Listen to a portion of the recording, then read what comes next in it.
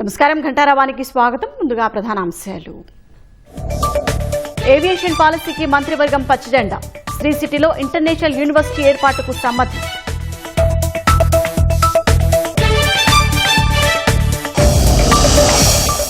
డిఎస్సీపై ప్రభుత్వం వివరణిచ్చిన దుష్ప్రచారం ఆగలేదన్న CM. Criminal చర్యలు ఎందుకు తీసుకోలేదని నిలదీత.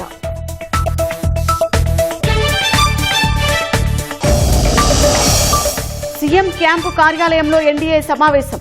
రాజ్యసభ అభ్యర్థులపై నిర్ణయం తీసుకునే అవకాశం.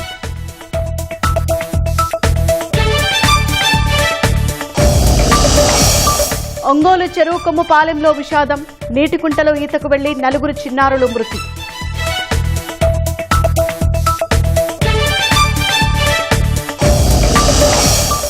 హైదరాబాద్ అమీర్పేటలో భారీ అగ్ని ప్రమాదం. దట్టమైన పొగతో వాహనదారులకు అవస్థలు.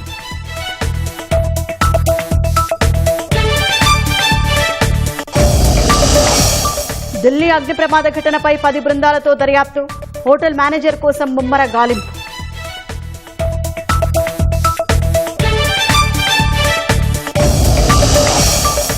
కేరళలోకి ప్రవేశించిన నైరుతి రుతుపవనాలు. కర్ణాటక, తమిళనాడులోని కొన్ని ప్రాంతాల్లోనూ విస్తరణ.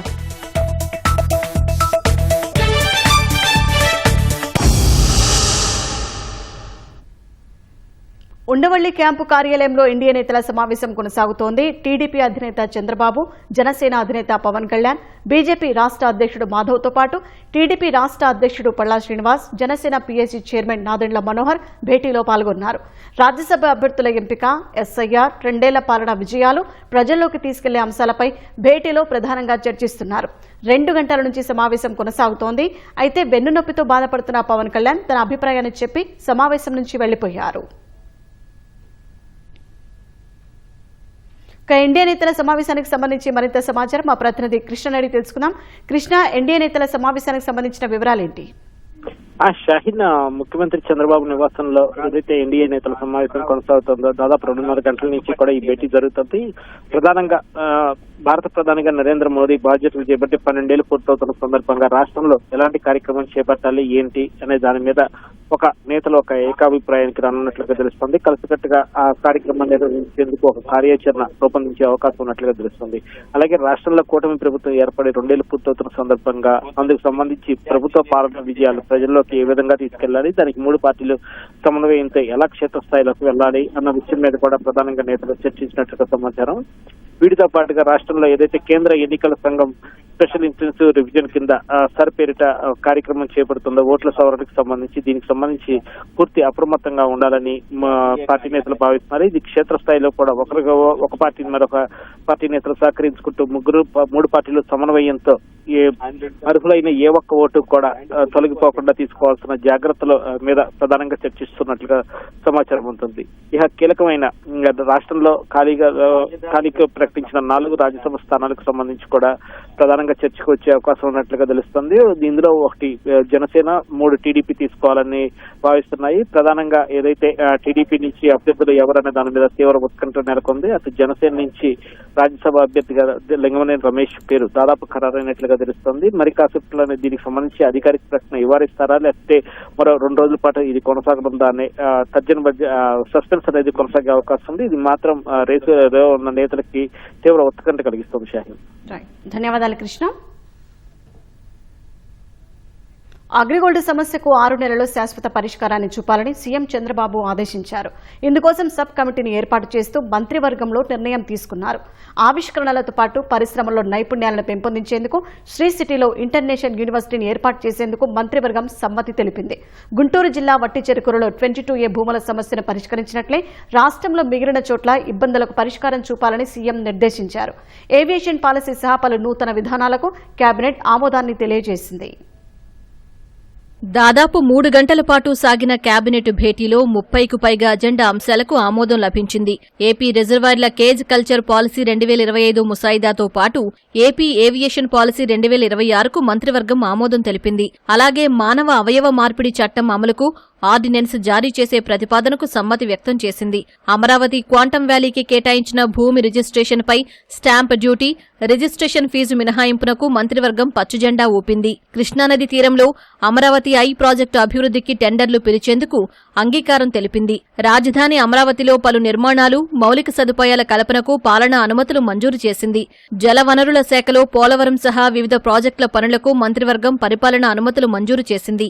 పీఎం కుసుమ్ పథకం కింద సోలార్ విద్యుత్ ప్లాంట్ ఏర్పాటుకు చిత్తూరు జిల్లాలో వ్యవసాయ శాఖ భూమిని నెడ్క్యాప్నకు 30 ఏళ్ల లీజ్ ఇచ్చేందుకు సమ్మతి తెలిపారు. ఏపీ పవర్ ఫైనాన్స్ కార్పొరేషన్కు హడ్కో నుంచి 300 కోట్ల రుణం పొందేందుకు ప్రభుత్వ హామీకి ఆమోదం తెలిపింది. నెగోషియేటెడ్ సెటిల్మెంట్ పాలసీలో సవరణలను కేబినెట్ ఆమోదించింది. పలు సంస్థలకు భూ కేటాయింపులకు గ్రీన్ సిగ్నల్ ఇచ్చింది. వీబీజీ రామ్జీ పథకాన్ని జులై 1 నుంచి గ్రామీణ ప్రాంతాల్లో అమలు చేసే ప్రతిపాదనలకు సమ్మతి తెలిపింది. శ్రీ సిటీలో అంతర్జాతీయ ప్రమాణాలతో యూనివర్సిటీ ఏర్పాటు చేసేందుకు కేబినెట్ సమ్మతి తెలిపిందని భేటీ వివరాలను వెల్లడించిన మంత్రి పార్థసారథి చెప్పారు.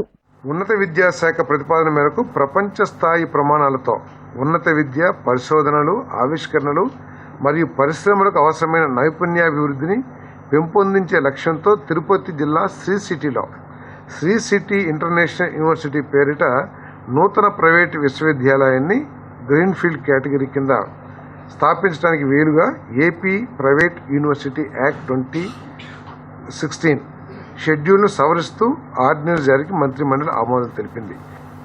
అక్కడ చదువుకుంటూ, ఆ యూనివర్సిటీలో చదువుకుంటూ అక్కడ ఉన్న ఏదైతే మంచి పెద్ద పెద్ద ఎస్టాబ్లిష్మెంట్స్ ఉన్నాయో దాంట్లో పని చేయటానికి కూడా అవకాశం వస్తుంది. దీని కరికులం కానివ్వండి, దీని గవర్నెన్స్ కానివ్వండి, పూర్తిగా ఆ సిసిటీ ఏదైతే ఉందో అథారిటీ వాళ్లే దీన్ని నిర్వహిస్తారని చెప్పేసి మనం చేస్తాము. ముఖ్యమంత్రి గారు ఇంకొకటి ఏం సూచన చేశారంటే, పెద్ద పెద్ద కంపెనీలు పనిచేస్తూ ఉంటారు, వాళ్ళు ఒక 50 మందినో 60 మందినో క్లాసెస్ నిర్వహించి మరి ఐఐటి స్టాండర్డ్స్తో వారి పరీక్షల విధంగా రాసి వారి స్కిల్స్ని ఏ విధంగా అప్గ్రేడ్ చేయొచ్చో కూడా పరిశీలించమని చెప్పేసి, ఆ మోడల్ కూడా పరిశీలించమని చెప్పేసి ముఖ్యమంత్రి గారు చేయటం. అగ్రిగోల్డ్ తదితర డిపాజిటర్ల కేసుల పరిష్కారం కోసం 21 పోస్టుల మంజూరుకు కేబినెట్ పచ్చజెండా ఊపింది. 6 నెలల్లో సమస్యను శాశ్వతంగా పరిష్కరించాలని సీఎం ఆదేశించినట్లు పార్థసారథి తెలిపారు. 2016లో ప్రత్యేక కోర్టుని శాంక్షన్ చేసిందో దాంట్లో ఎంప్లాయీస్ లేదా అధికారులని, స్టాఫ్ని శాంక్షన్ చేయలేదు. ఇప్పుడు 21 పోస్టులు శాంక్షన్ చేస్తూ సబ్ కమిటీ కూడా వేయమని చెప్పేసి ఆదేశించారు. 6 months దీన్ని ఒక రికమెండేషన్ దీన్ని క్లోజ్ చేయాలని చెప్పేసి కూడా పరిష్కారం చేయాలని. చీరాల, విశాఖలో బీచ్ షాక్స్ ఏర్పాటుకు ఎక్సైజ్ పాలసీ మార్గదర్శకాలకు కేబినెట్ ఆమోదించింది.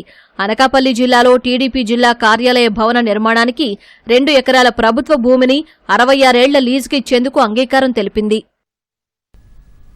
డీఎస్సీపై వైసీపీ చేస్తున్న ఆరోపణలపై పాఠశాల విద్యాశాఖ కార్యదర్శి కోన శశిధర్ సమగ్ర వివరణ ఇచ్చినా అసత్యాలు ప్రచారాలు చేసేవారిపై క్రిమినల్ చర్యలు ఎందుకు తీసుకోవట్లేదని సీఎం చంద్రబాబు అధికారులను నిలదీశారు. అమరావతి విషయంలో జగన్ ప్రజల్ని మభ్యపెట్టాలని చూస్తున్నారని మండిపడ్డారు. 2 ఏళ్ల పాలనా విజయాలతో పాటు వైసీపీ వైఫల్యాలను ప్రజలకు చెప్పాల్సిన బాధ్యత మంత్రులపై ఉందని స్పష్టం చేశారు. మంత్రివర్గ సమావేశం అజెండా అంశాలు ముగిశాక ముఖ్యమంత్రి చంద్రబాబు తాజా పరిణామాలపై మంత్రులతో చర్చించారు. ప్రభుత్వం చేస్తున్న మంచి, కల్పిస్తున్న ఉపాధిపై దుష్ప్రచారమే గొడ్డలి పార్టీ అధినేత విధానమని సీఎం చంద్రబాబు విమర్శించారు. మంచి పనిని కూడా చెడుగా ప్రచారం చేయాలనే సిద్ధాంతంతోనే గొడ్డలి పార్టీ అధినేత ఉన్నందున అప్రమత్తంగా ఉండాలని సూచించారు. బూటకపు ప్రచారంతో ప్రజల్ని నమ్మించే యత్నాలకు ఎక్కడికక్కడ చెక్ పెట్టాలని మంత్రులకు దిశానిర్దేశం చేశారు. గొడ్డల పార్టీ వాళ్లనే రాజధాని రైతులుగా చూపుతూ జగన్ అమరావతి విషయంలో ప్రజల్ని మభ్యపెట్టాలని చూస్తున్నారని మండిపడ్డారు. డీఎస్సీ ఆరోపణలపై ప్రభుత్వం ఇచ్చిన వివరణను ఓ వర్గం మీడియా ఉద్దేశపూర్వకంగా వక్రీకరించి రాసినా చర్యలు తీసుకోవచ్చని తెలిపారు. పాలన చేపట్టినప్పుడు శాఖల వారీగా శ్వేతపత్రాలు విడుదల చేశామని, ఇప్పుడు సాధించిన ప్రగతిని వివరిద్దామన్నారు. పరిపాలనలో పారదర్శకత పెరిగిన విధానం ప్రజలకు అర్థం కావాలని తెలిపారు. కూటమి ప్రభుత్వ 2 ఏళ్ల పాలనా విజయాలు ప్రజలకు శాఖల వారీగా మంత్రులు వివరించాలన్న సీఎం ఈ నెల 28లోగా ఈ ప్రక్రియ పూర్తి చేయాలని ఆదేశించారు. వివిధ అంశాల్లో సంతృప్తి స్థాయి పెరగాలని సీఎం సూచించారు. మరో 3 ఏళ్లలో ఎన్నికలకు వెళుతున్నామనే విషయం గుర్తుపెట్టుకోవాలని మంత్రులకు సీఎం హితవు పలికారు. కేంద్రంలోని బీజేపీ ప్రభుత్వంపై బాధ్యతారాహిత్య వ్యాఖ్యలతో రాహుల్ గాంధీ తన విశ్వసనీయతను తానే దెబ్బతీసుకుంటున్నారని సీఎం విమర్శించారు. శుక్రవారం ప్రపంచ పర్యావరణ దినోత్సవం సందర్భంగా అందరం కలిసి ఒక సంకల్పం చేద్దామని ముఖ్యమంత్రి చంద్రబాబు పిలుపునిచ్చారు. భూమి మన ఇల్లు, ప్రకృతి జీవనాధారమన్న సీఎం పర్యావరణాన్ని రక్షించుకోవడం మన బాధ్యత అన్నారు. సహజ వనరులను కాపాడుకుంటూ గాలి, నీరు, నేలను కలుషితం కాకుండా అందరూ కృషి చేద్దామన్నారు. పచ్చదనం పెంపు, ఇంధన వనరులు పొదుపుగా వినియోగించడం అవసరమన్న సీఎం అందులో భాగంగా ప్రపంచ పర్యావరణ దినోత్సవం సందర్భంగా జూన్ 5న సైకిళ్లు, ఈ సైకిళ్లపై ప్రయాణిద్దామని పిలుపునిచ్చారు. ప్రతి ఒక్కరూ ఒక మొక్క నాటుదామన్నారు. శుక్రవారం తన విశాఖ పర్యటనలో తాను సైకిల్పై ప్రయాణించి పర్యావరణ పరిరక్షణ సందేశాన్ని ప్రజల్లోకి తీసుకెళ్లేందుకు ప్రయత్నిస్తానని తెలిపారు. మంత్రివర్గ సమావేశానికి ముఖ్యమంత్రి చంద్రబాబు రాగానే సహచర మంత్రులు నిలబడి చప్పట్లు కొట్టారు. విధ్వంస పాలనకు ప్రజలు చెక్ పెట్టి ఫలితాలు వచ్చి నేటికి 2 ఏళ్లు పూర్తయిన సందర్భంగా సీఎంకు మంత్రులు అభినందనలు తెలిపారు. పంచాయతీరాజ్ శాఖకు వివిధ విభాగాల్లో వచ్చిన కేంద్ర అవార్డులను కేబినెట్లో అధికారులు ప్రదర్శించారు. పంచాయతీరాజ్ శాఖకు అవార్డులపై ఆ శాఖ అధికారులను ఉప ముఖ్యమంత్రి పవన్ కళ్యాణ్ను సీఎం చంద్రబాబు అభినందించారు.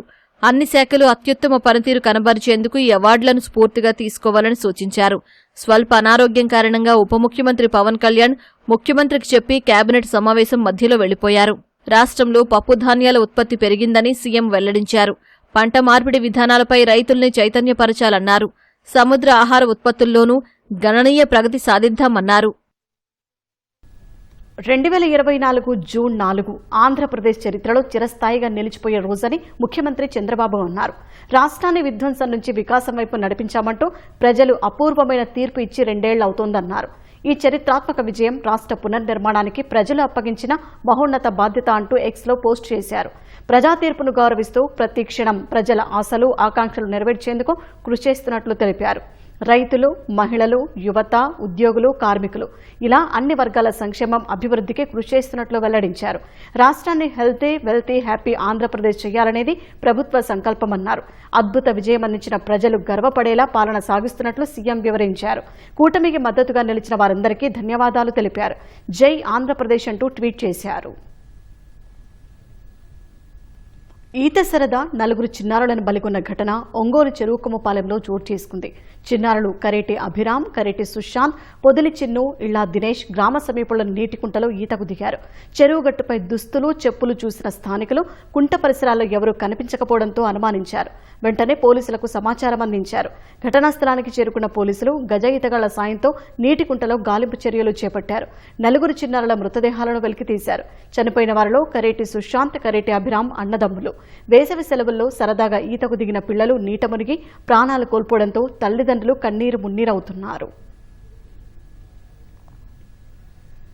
కర్ణాటక తుమ్మకూరు వద్ద రోడ్డు ప్రమాదంలో 3 ప్రాణాలు కోల్పోయారు. మృతులను కర్నూలు జిల్లా ఆదోనివాసులుగా పోలీసులు గుర్తించారు.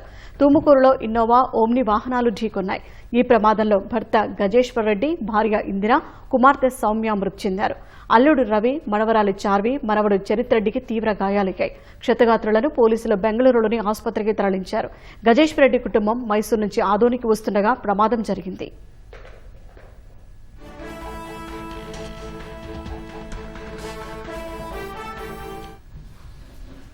దళిత యువకుడు డ్రైవర్ వీధి సుబ్రహ్మణ్యం హత్య కేసులో కీలక నిందితుడు వైసీపీ ఎమ్మెల్సీ అనంతబాబుకు న్యాయస్థానంలో మరోసారి ఎదురుదెబ్బ తగిలింది. ఆయన బెయిల్ పిటిషన్ను కోర్టు ఏసీబీ కోర్టు కొట్టివేసింది. కేసు కీలక విచారణలో ఉన్నందున బెయిల్ ఇవ్వడం కుదరదని న్యాయస్థానం స్పష్టం చేసింది. పోలీసుల తరపున వాదనలు వినిపించిన ప్రత్యేక పబ్లిక్ ప్రాసిక్యూటర్ ముప్పాళ్ల సుబ్బారావు నిందితుడికి ఎట్టి పరిస్థితుల్లోనూ బెయిల్ ఇవ్వవద్దని న్యాయమూర్తిని కోరారు.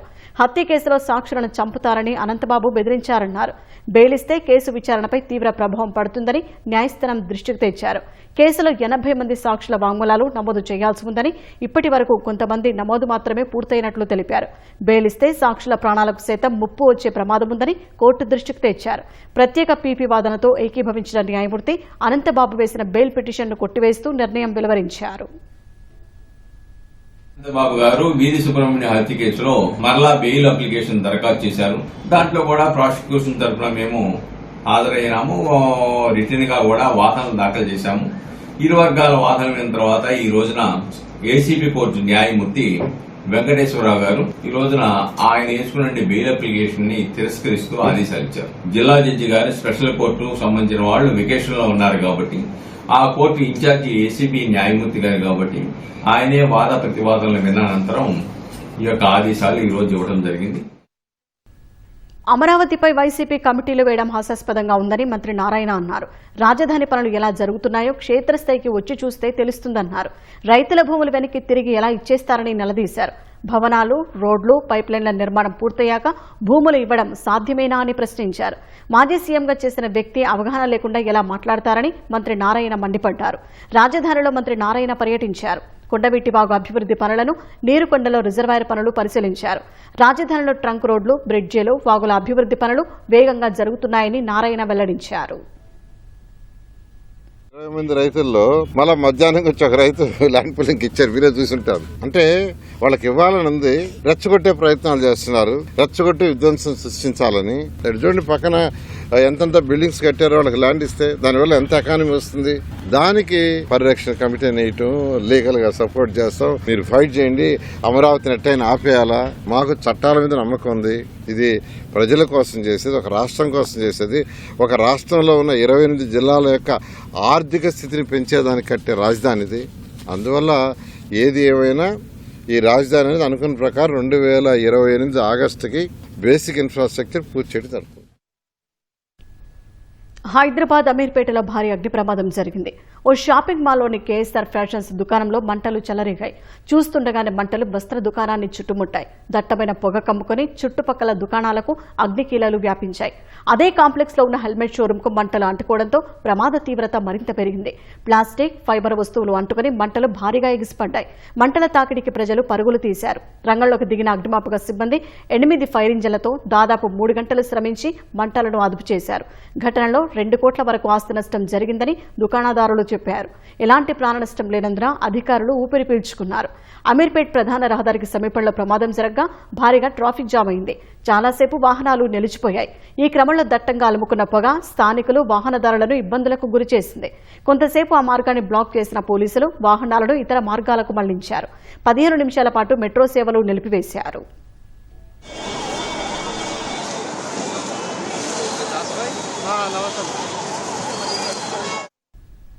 భారీ భగభగలతో అల్లాడుతున్న దేశ ప్రజలకు వాతావరణ శాఖ చల్లని కబురు అందించింది.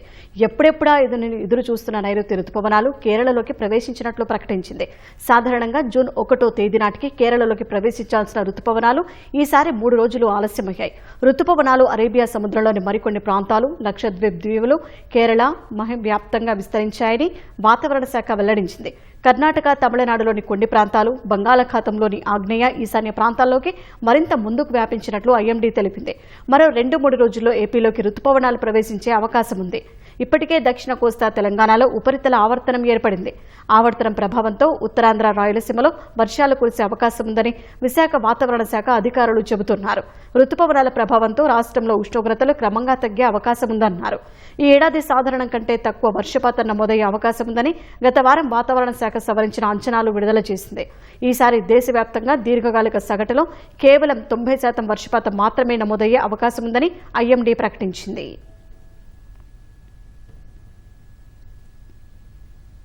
ఢిల్లీ మాలవీయ నగర్లో జరిగిన అగ్ని ప్రమాదం దర్యాప్తులో పలు కీలక విషయాలు వెలుగు చూశాయి. మంటలు చెలరేగినప్పుడు భవనం పైకప్పు మార్గం మూసి ఉన్నట్లు అధికారులు గుర్తించారు. ఈ కారణంగానే లోపల ఉన్నవారు తప్పించుకునే అవకాశం లేకపోయిందని దర్యాప్తు అధికారులు తెలిపారు. ఈ ఘటనపై దర్యాప్తు ముమ్మరం చేసిన ఢిల్లీ పోలీసులు మొత్తం 10 ప్రత్యేక బృందాలను ఏర్పాటు చేశారు. పరారీలో ఉన్న హోటల్ మేనేజర్ జయమిశ్రాను పట్టుకునేందుకు 5 బృందాలు గాలిస్తుండగా మిగిలిన 5 బృందాలు ఇతర కోణాల్లో విచారణ జరుపుతున్నాయి. బుధవారం హోటల్ యజమాని లౌకేష్ అరెస్టుకు ముందు దేశం విడిచి పారిపోకుండా ఆయనతో పాటు ఆయన భార్యపై ముందస్తు చర్యగా పోలీసులు లుకౌట్ సర్క్యులర్ జారీ చేశారు. లౌకేష్ కు ఢిల్లీ కోర్టు 4 రోజుల కస్టడీ విధించింది. మొదట 2 అంతస్తులతో మాత్రమే హోటల్ ప్రారంభించిన యజమాని ఆ తర్వాత చట్టవిరుద్ధంగా అదనపు అంతస్తులను నిర్మించినట్లు విచారణలో తేలింది. ఈ అగ్ని ప్రమాదంలో భవనంలోని 3వ అంతస్తు, బేస్మెంట్లో ఉన్నవారు ఎక్కువగా ప్రాణాలు కోల్పోయినట్లు అధికారులు తెలిపారు. దట్టమైన పొగ వల్ల ఊపిరి ఆడకనే అత్యధిక మరణాలు సంభవించినట్లు పేర్కొన్నారు. ఈ ఘటనకు ప్రత్యక్ష సాక్షిగా భావిస్తున్న కేసర్ సింగ్ కోసం పోలీసులు తీవ్రంగా గాలిస్తున్నారు. మరోవైపు ఘటనా స్థలంలో లభ్యమైన పాస్పోర్టుల ఆధారంగా మృతుల గుర్తింపు ప్రక్రియను అధికారులు చేపట్టారు.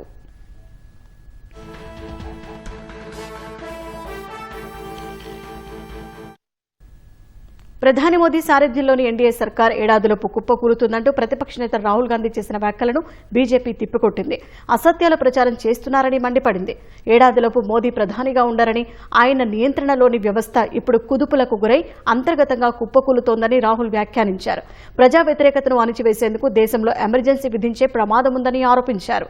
రాహుల్ చేసిన ఆ వ్యాఖ్యలను బీజేపీ అధికార ప్రతినిధి షెహజాద్ పూనావాలా తిప్పికొట్టారు. కాంగ్రెస్ చరిత్రను, మనస్తత్వాన్ని ప్రతిబింబించేలా ఆయన వ్యాఖ్యలు ఉన్నాయని విమర్శించారు. కాంగ్రెస్లోనే ఎమర్జెన్సీ పరిస్థితులు ఉన్నాయని పూనావాలా ధ్వజమెత్తారు. కాంగ్రెస్ పార్టీలోనే సంస్థాగత పతనం, తిరుగుబాటు ఉందని విమర్శించారు. కాంగ్రెస్ నేతలు ఒకరి తర్వాత ఒకరు పార్టీని వీడుతున్నారని చెప్పారు. కుటుంబ రాజకీయాలకు వ్యతిరేకంగా కాంగ్రెస్ పార్టీనే తిరుగుబాటు ఎదుర్కొంటోందన్నారు.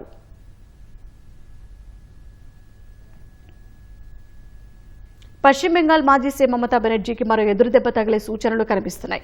ఇప్పటికే తృణమూల్ కాంగ్రెస్లోని 80 మంది ఎమ్మెల్యేలలో 60 మంది ఆ పార్టీ రెబెల్ నేత రితబ్రత వర్గాల్లోకి వెళ్లగా తాజాగా 20 మంది ఎంపీలు సైతం పార్టీని వీడనున్నారని తెలుస్తోంది. వీరంతా బీజేపీతో టచ్లో ఉన్నారని సమాచారం. చర్చలు సఫలమైతే బీజేపీలోకి 20 మంది తృణమూల్ కాంగ్రెస్ ఎంపీలు వెళ్తారని సంబంధిత వర్గాలు తెలిపాయి. పార్లమెంట్లో టీఎంసీకి మొత్తం 41 మంది ఎంపీలు ఉండగా లోక్సభలో 28, రాజ్యసభలో 13 మంది సభ్యులు ఉన్నారు. ఒకవేళ ఇందులో నుంచి 20 మంది పార్టీని వెడితే పార్లమెంట్లో విపక్ష కూటమిలో రెండో అతిపెద్ద శక్తిగా ఉన్న టీఎంసీ ఉనికిని ఘోరంగా దెబ్బతీస్తుందని విశ్లేషకులు భావిస్తున్నారు.